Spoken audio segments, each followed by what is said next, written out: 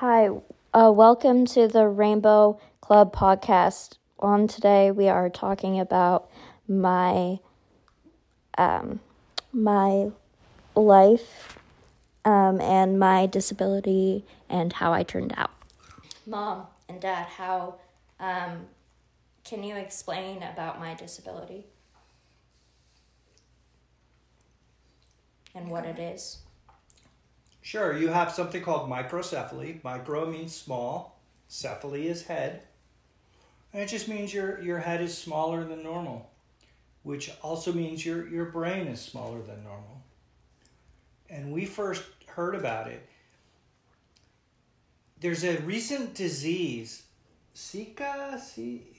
there's a recent disease where microcephaly was big in the news for a little while. Zika virus. But back then, we'd never heard of it. It was so you were born. Everything was normal as far as we knew. They were kind of concerned about your weight and growth and really focused on that, but we didn't think anything of it. And then when you were 6 months old, the doctor told us that you had microcephaly and kind of explained it a little bit. And they knew it the whole time, but we didn't. They didn't tell us anything about it. We kind of learned that's normal because they think they're hoping you'll develop and your head will grow. So they wait 6 months to tell you. And back then, the internet wasn't as robust as it is today. It was fairly new. So, of course, when we got home, we Googled... although I think back then it was web crawler. We web crawlered microcephaly to see what it was. And like I say, it wasn't as robust back then. So basically what we found were a lot of web pages where people who had children with microcephaly and had big problems posted about it. And people who had kids with microcephaly where it wasn't as big a deal didn't post anything about it. So everything we saw was super scary. Like people who, their kids never learned to talk, never walked, died by the time they were 5 years old. So it was super scary. And we were really worried about you. And we watched you develop. And we looked for all of the developmental milestones. And you were pretty much late on all of them, but not that late. You know, it wasn't a point of worrying so much. Although we saw you develop and you, as you grew, you were behind in things, but it wasn't terrible. And you're not mentioning that she went to UCSF. Oh, gosh, yeah. When we took you to... They immediately, when they told us when you were 6 months old, they wanted to do a brain MRI. And we took you there, and we were in this waiting room, and then they came out to get you, and they put you under for the MRI, because, a baby doesn't understand. You've got to lay still for an MRI, and a baby's not going to lay still. So they sedated you. Yeah. And when they sedated you, I was holding you. And they kind of warned me that as you go under, you're going to lose sort of the control of your muscles. So it's almost going to be not a seizure, but sort of some jerking as you go under. It's not a big deal. That's what's going to happen. Yeah. And even though they warned me, I wasn't prepared. And... So you went, they put you under and you jerked and your eyes rolled back in your head. So all I saw was the whites of your eyes and then you just went limp. And that was horrible. Yeah. It was awful. And then I had to lay you, they had this big gurney, which for an adult would lay on there. And there was this spot where their head would sit. Yeah. It was almost like a half pipe kind of where their head would lay, and they had me lay you in that spot for a an adult's head. Oh and my you were just a God. tiny baby. Tiny And I baby. laid you in there and you just seemed so small. And they wheeled you away. Yeah. And your mom and I had to sit there and It's wait. very painful. And yeah, it was awful. Having Me that as a baby. this little tiny baby and that what almost felt like you died in my arms when they put you under, and then to put you in that space that was meant for a head, and you just seemed so tiny. Yeah. But of course you came back out and I was everything was fine. fine, and we drove home, and the MRI was just basically what we already knew. You had a small head and You have a slightly different brain structure, and because your head is smaller, and so anyone that has any kind of difference in their brain is going to be more prone to learning disabilities. So we were on the lookout for that. That was basically all they said was you have microcephaly, and we need to just kind of watch your development. And it was funny when we went to that appointment after the MRI, when we went back to talk to the neurologist about the results. So we're at UCSF, teaching hospital. So we go in, we're brought into a waiting room, and a resident comes in. Yeah. And then another resident. These are doctors who are learning. They're kind of in school, and they've got their medical degree, but they're learning neurology. And another doctor comes in. Another doctor. It's not even that big a room, and it's starting to get crowded from these residents coming in. And then the main doctor, the professor, comes in and tells all these residents, "Oh, this isn't that case. That's the next patient." And then they all file out. They were coming for somebody else, but it was a little nerve-wracking. Yeah. Yeah, and as your mom just said, it really didn't tell us a lot. Basically, they said it could be mild, it could be severe. You know, we just have to watch development and watch your milestones. So we watched all the typical milestones: when you start crawling, when you start walking, when you start talking, when you're potty trained, all those things. Yeah, and I was just You were just just tiny late. bit You behind. were late with Yeah. those. You were Some late on were- all of those, but Yeah. you were within normal of all of those. Or at the tail end of Yeah. it. Yeah. So like I was at the tail end of it. So they said to expect that, because that's a really telltale sign of how you're going to do if you are reaching the milestones, but they're later, you're going to reach the milestones, right? But that they're just going to be later for everything. Yeah. And so what I think turned out to be hard for you is that you are high functioning with this microcephaly. Yeah. But you're not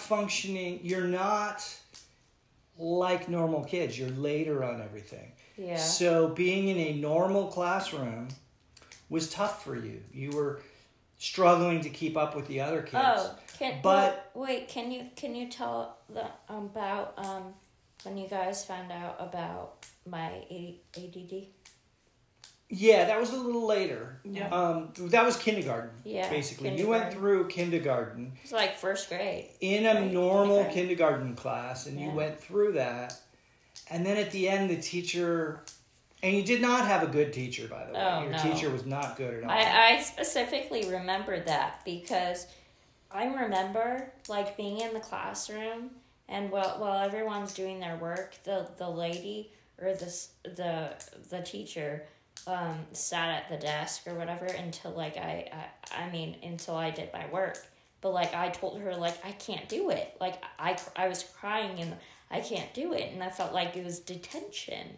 Like, and then like it just, I don't think she fully got that she didn't know that I had a disability, so she was punishing me. Exactly. Yeah, Exactly. she was. And I don't think she was a bad teacher except for this aspect. Yeah. Like, I think she did interesting things with the kids, and And for a kid who was a brighter kid, and I don't mean to say brighter than you, I mean brighter than the average kid. Yeah. She would probably be a good teacher. She did some interesting things. But she didn't understand kids that were not... Learn differently. That learned differently, yeah. She was not good with that at all. Yeah. And... so it was at a time when I think the education system wasn't as enlightened. Yeah. They were disabilities? Yeah. They were enlightened, and you can talk about your experience in resource. Because that's what you ended up doing. Yeah. But I'll just say that I was really encouraged to put you in a special ed class, but I didn't feel that was the right thing for you. Wait, when?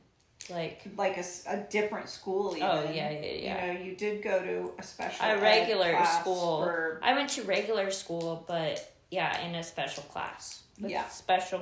They wanted you to go to a real, be in a classroom all day long like that. Oh, yeah. And then we started you with being in a regular class, and you were pulled out into different things. And then you were... I'm glad that I was around people who didn't have a disability, but also, I knew people who did have a disability. Yeah, I felt like you needed people to aspire to. Yeah. And so you ended up going to what they called resource. Yeah. And that was really good. Yeah, so what happened was after kindergarten, we had you repeat kindergarten again. Yeah. But now you were getting help. You were being, as your mom said, pulled out and put in resource for some special help. Yeah. And that worked really well. Yeah, I think what was your strength was socially. And you did really well socially with the other kids. Yeah, but it was hard for me to read. Yeah. It took a long time for me to read. Because I remember in resource, I had, in the 2000s, obviously. Mm-hmm. But, I remember, I had headphones, and they were spitting out words and stuff, and I had to repeat them or listen to it, and it was just hard for me to read. This goes along with what we talked about earlier of the milestones and being a little delayed on those milestones. This is a milestone. So, a milestone of talking, a milestone of crawling, a milestone of walking. Yeah. Reading, again, you were a little delayed on. Yeah. So that's where getting pulled out to special ed helped. So you were in a normal class most of the day, but you got pulled out for some special help. And that worked really well through... Yeah, I remember I had speech therapy. You had speech. You had... And you would get pulled out for part of the day. Yeah. And up through about... 3rd or 4th grade, that worked really well. Yeah. Because you were really strong in the social and with the other kids. But as you got older, the differences became more apparent. And it was harder for you to interact with the other kids as much. The neurotypical kids. Yeah. And so by the time you got into 6th grade in middle school, you were no longer... in the mainstream classes getting pulled out for help. You were now in special ed, but you would get pulled into normal classes. Yeah. Okay, it kind of reversed. Yeah. And what was hard for you, I think, is that you're more high functioning than kids in special ed, but below the functioning of kids in the normal classes. So you kind of didn't fit in either spot entirely. Yeah. And then the other part that was really hard is the percentage of boys to girls in special ed it's a much higher percentage of boys for whatever reason. So you were a girl with very few girls to choose from as friends. Yeah. In a classroom full of boys. Yeah. And then you enter into puberty, where... Yeah, hold on. Yeah, keep going. Yeah. So then you enter into puberty where a lot of issues came up. Lots of issues. And you got on the internet, and that became a really difficult time for your dad and I, because we didn't know how to contain that. So I was so interested in YouTube and everything, but you guys didn't teach me the danger of... We tried. You didn't listen. Yeah, you were young. Yeah. And we also didn't know the full danger. Exactly. It was very new. All of that was new at that time. Yes. Yeah, you made some really... really bad decisions. And you made some really crazy. really creative and funny videos. Yes, I did. And I saw that as a great outlet for you. Yeah. I saw that as something that could really help you and develop you. Unfortunately, I just left you to your own devices on that. Yeah. And you went kind of down a road that wasn't healthy. Positive. We were parents who were not on YouTube in a 100% way like you were. Yeah. And we didn't realize there were live. I was writing people's numbers down. Yeah. And you were telling people where we lived. Yeah, and it got really once we figured that gross out. And you started to lie. And, I was starting to lie at that point when I was like 13, I would say. Mm-hmm. And 13. Yeah, it became a real negative. 13. That's unfortunate. Yeah. If we understood better and were more on top of it, I think things might have been better for you. Yeah. Unfortunately, we were both working. Yeah. And we just didn't have the amount of time. And, I mean, we both weren't on the internet the amount of time. And we weren't even on... YouTube was new. Yeah. Pretty new. Yeah. So And we then... just didn't know what we were doing. Yeah. And then... when you were a junior in high school, I guess, and this is not related to your disability as far as I know, I think of it as a completely separate issue that came up, was mental health. Yeah. And, you in had some... high school, I had really bad... a struggle that came up. Yeah. And so we had to navigate that for a couple years. Yeah. And Kayla, you have the choice of talking about that if you want. Oh, yeah, of course. There. So in high school, so I had my first boyfriend and everything was fine. But also, this is fast forward to back then when I was in elementary school. I knew, I have a certain type of depression that... I don't know the name of it, but it makes it... when someone says something to me, I'm not really overthink it, but, it comes to be, I believe it, what they say, bullying and stuff like that. It just make it more amplified and make me feel bad about myself. And so, fast forward to when I was in high school... that catched up to me, and in high school it wasn't that bad. I mean, in middle school it wasn't that bad, but it was still there because I did tend to feel bad. It's just who I am, and so in high school it got really bad, and my first boyfriend and I were fine for the first part of it, and everything was fine, and then it turned toxic, and then it was me that I felt really, really bad about myself, and the depression was overly there, and I just, with me bottling my feelings up over time, and what people say to me over time, it can really catch up to you and make you... I didn't want to be alive anymore. And I didn't want to go to school. I was kind of crazy about so Kayla, I know things. That's your perspective. Yeah. And that's how you saw it unfold. Yeah. But the way this mental health issue came up, it would have come up no matter what. Yeah. It was an organic mental health issue. Yeah. I mean, those things probably contributed, but this was a physical. I mean, this is like if you get cancer, you get cancer, and it. This was. I mean, you became delusional. You had a psychotic break, and that was physical and chemical in your brain, and those things were part of it. But it would have happened regardless. But I'm not talking about the delusional part.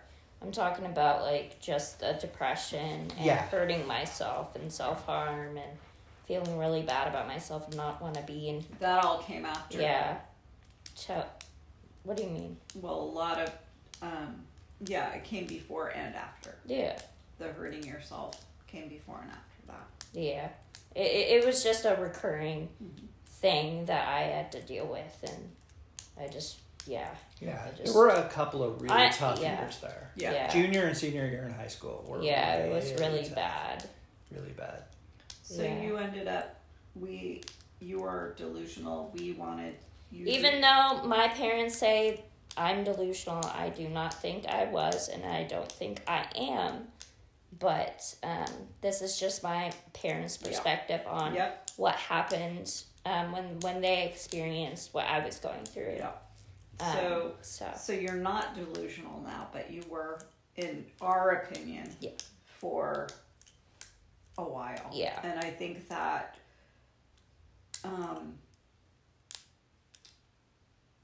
after that, you were on some medication that then controlled those delusions and controlled the and I had behavior problems. I had behavior problems too, but it was behavior problems with hurting myself and then just other things. The medication, the medication controlled the severe anxiety that you were having. Yeah. And unfortunately, it made it so that you was emotionless. You were emotionless. You were. Yeah, I was like a zombie. I wasn't. You were just a shell of yourself. Yeah, I didn't. Personality went away. Yeah. You were just. I wasn't. Yeah. Yeah. You did go to school. You did those things, but you gained probably. Yeah, I gained a lot of weight of that medication. Yeah. Yeah. And then. And it's weird because I thought, like, when I was on that medication, I think I was in denial of what was happening to me. Like, I knew, like I just wanted to be skinny. Like, I was wearing revealing clothes and my belly was hanging out and stuff. But I was in denial of, what was happening. Mm-hmm. So, yeah. Well, your whole life before you got on that medication, you were underweight. You were very skinny. Oh, yeah. I was like 90 pounds. Yeah. And then you got on that 91, medication 90, and you really... 90 pounds. Yeah. You got down to 70 pounds. Yeah. And then you gained about 60 pounds. Yeah, you almost doubled your... Yeah, that's crazy. So then...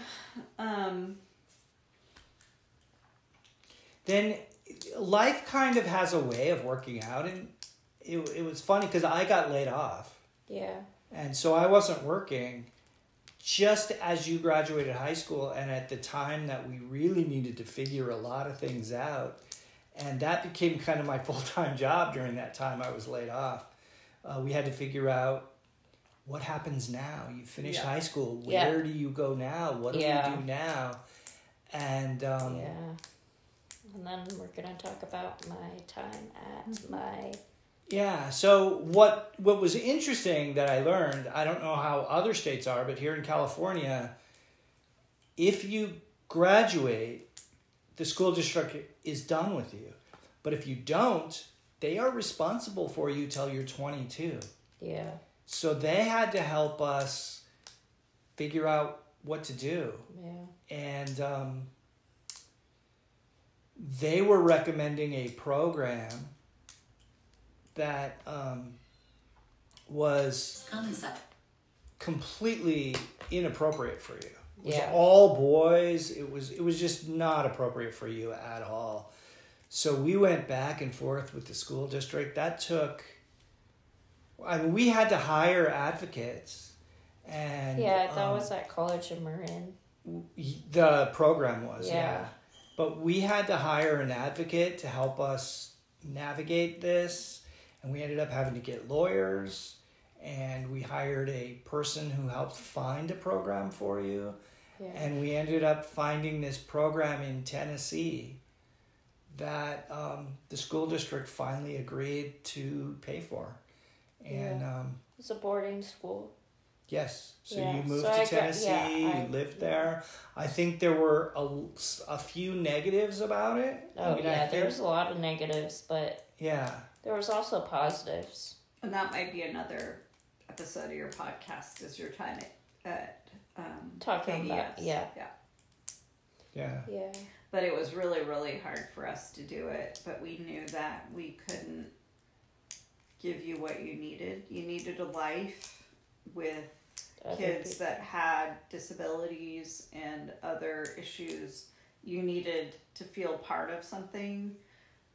You needed like intense behavioral therapy.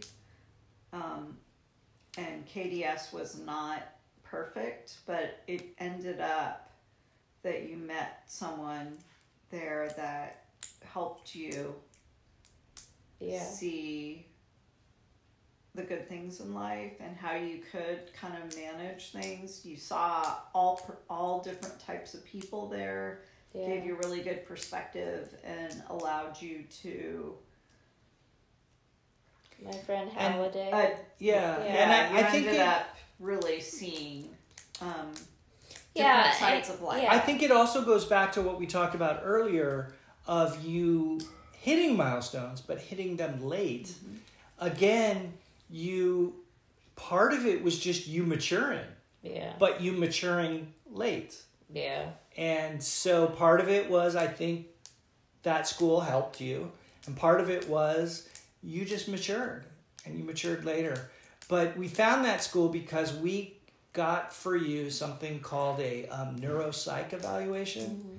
And that evaluation basically said, here's where you are, here's the things, what's going on with you, and here's what you need. And then we hired a person whose role was who basically looked at schools around the country and understood those schools, and she took the list of here's what you need, and she found a school to match filling those Yeah. needs. What my needs were. Can you guys talk about me now, about what about the GGRC and all that stuff, and So after you came back from the school in Yeah. Tennessee. KDS, we tried to find a good program for you, where you could work, could have some sort of structure and help and move. And, our goal was really to ultimately always to have you be as independent as possible, Yeah. but at the same time safe. And that continues to be our goal today. We met with a program called PBS, which is called Yeah, they it know about basically PDS. stands Yeah, my for my people day with- program. Yeah. So basically, with my day disability. program is what I go there every week, and they also Lisa is the main person who runs this. You go there every day, not every week. Every day. Well, every week, every day, whatever. And It's not every day. but it's like we could do activities and like karaoke, we do exercise, we dance, we do art, we do a bunch of things. And then, so I basically have a schedule that will do activities during, and then also they provided me for work. I work at a cat boarding and grooming place, and they helped me get that job. And I'm very thankful for that day program, because I don't know what I would do during the day. And this is where we're really lucky that we live in California. Yeah. California, years ago, I'm not even sure when it happened, passed something called the Letterman Act. And that act funds programs for people with disabilities, cognitive disabilities. Yeah. And they set up what are called regional centers. There's a certain number of regional centers throughout the state. We happen to live in the GGRC, which is the Golden Gate Regional Center. Yeah. It covers San Francisco and Marin, where we live. Yeah. And unfortunately, it's one of the hardest ones to get into because it's a populated area, but it was mainly that neuropsych evaluation that showed that you qualified to get into the program. And once you were in the GGRC, that funding is what covers your day program. Yeah. And then ultimately our goal was to have you move out of the house. Yes. And I was scared of moving out of the house, but I knew it was going to happen. Yeah.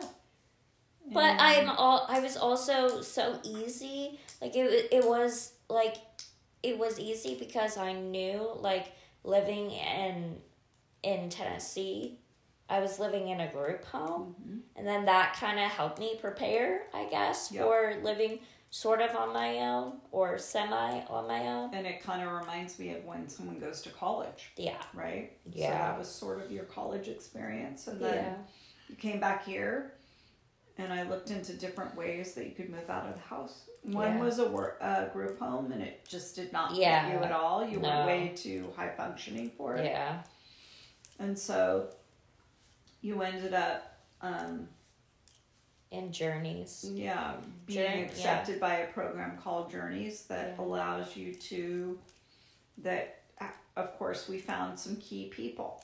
Yeah. And one is a person named Dave, who works at Journeys, and he owns the company, and he heads up the staffing, and it allowed you to move out. He found a place for you, a condo that was affordable. Yep. And then and also, the Journeys provides me with staff. If you don't know what staff, like guides or staff, they basically are there like 24/7, I guess, semi 24/7. Yeah, not sort quite. of, not quite. So you spend your day in the day program. Yeah. And then you come home and you have staff that help you do your shopping, do your cooking. Yep. And then I don't think just help me remind me of things like, oh, you have to get up in the morning, you have to brush your teeth, like all of that stuff. And with my ADD or ADHD, it's harder for me to remember things. Maybe it's just my disability or the ADD, but it's harder for me to remember things, and also, so they help stuff that I kind of struggle with is time and money and things like that. They help you find the right and how to live on my own, basically. Live on your own grocery shop guides, budget. The budget and stuff like that. And executive functioning, basically. Yeah. And it's also for my safety too. Like they're my friends, but they're like close to your age. Yeah, they're very close to my age. So it's fun because I like to go to concerts all the time, and I'll have my staff come with me. My guides or my friends. Yeah. So they help me with things. So I'm very glad to have them too. And coming back to the school you went to in Tennessee, I think the other thing that was scary for you and not a positive, but in a way became a positive, was you were there with some people who were much more disabled. Oh, than you. yeah. And you disabled. seeing that and interacting with that and living with that, I think helped you mature and helped you appreciate Oh, yeah. who you are and where you are. Yeah, because, so I met a lot of people who had worse situations than me. Mm-hmm. Like, yes, I have a disability and I have all these problems, but there were other other teens or kids who had it worse. Like, they don't have even a place to go to. Like, they don't even have family. They just were neglected. Yeah, at Christmas you would come home. Yeah. They would stay there. Yeah. And yeah, it just opened my eyes that I'm so grateful for what I have. And it just it opened my eyes and made me understand, like, oh my God, like, that's crazy, you know? So, yeah, it also helped me a lot to mature in that school. I think today, even a few years later, you know all those things, and it helps you to be grateful and to be happy for what you have today. Yeah.